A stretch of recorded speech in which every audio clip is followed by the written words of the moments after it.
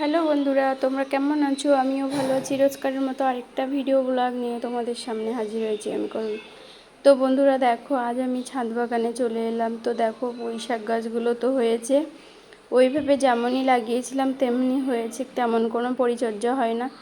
তো অনেক দিন ধরে ভাবছি যে একটু অল্প তো এত গরম, কোনো সারও দিতে পারছি না। তো কিছু দেওয়ার প্রয়োজন নেই, কারণ শাকসবজিতে অত সার না দেওয়াই ভালো।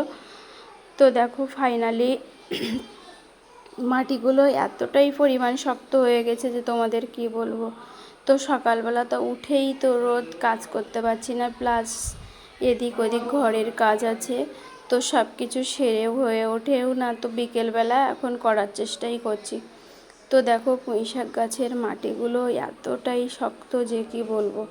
তো দেখো চারি সাইড আমি সুন্দরভাবে একটা মাটি খোঁড়া দিয়ে আমি করে দেবো। তো খুঁড়ে দিচ্ছি। তো দেখো মাথা দিয়ে তো করতে পারছি না, তো ওই যে ওই দিয়ে পিছন দিকটা দিয়ে আমি মাটিগুলো খুঁড়ে সব ফেলে দেবো। তো চারি সাইডে আমি একইভাবে মাটি আমি খুঁড়ে ফেলে দেবো, খুঁড়ে দেবো, কারণ মাটিগুলো শক্ত হয়ে আছে, গাছের চেহারাও খারাপ হয়ে যাচ্ছে। তো দেখি ভাবছি একটু তার জন্য হালকা জৈব সার দিই। তো জৈব সারের মধ্যে কিছুই দেবো না, শুধু এক মুঠো করে ভার্মি কম্পোস্ট আমি দিয়ে দেবো গাছের গোড়াতে।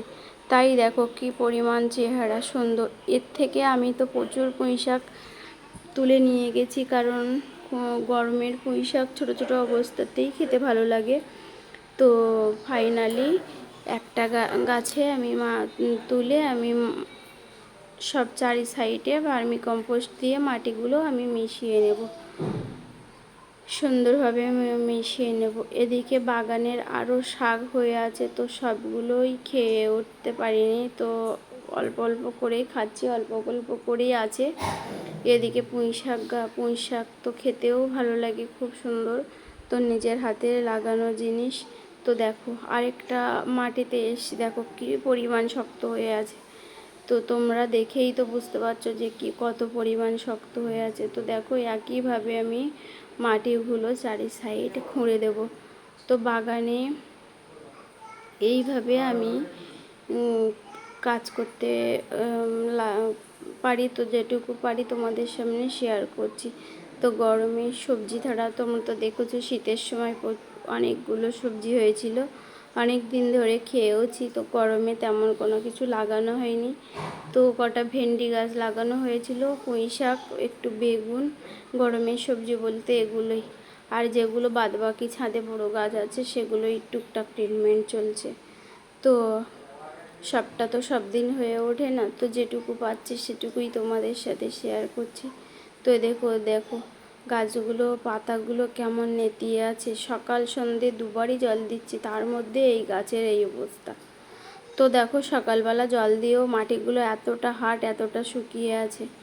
তো ভাবছি চারি সাইডে তো একই গাছগুলো এইভাবে আমি সব গাছগুলো সার দিয়ে দেবো।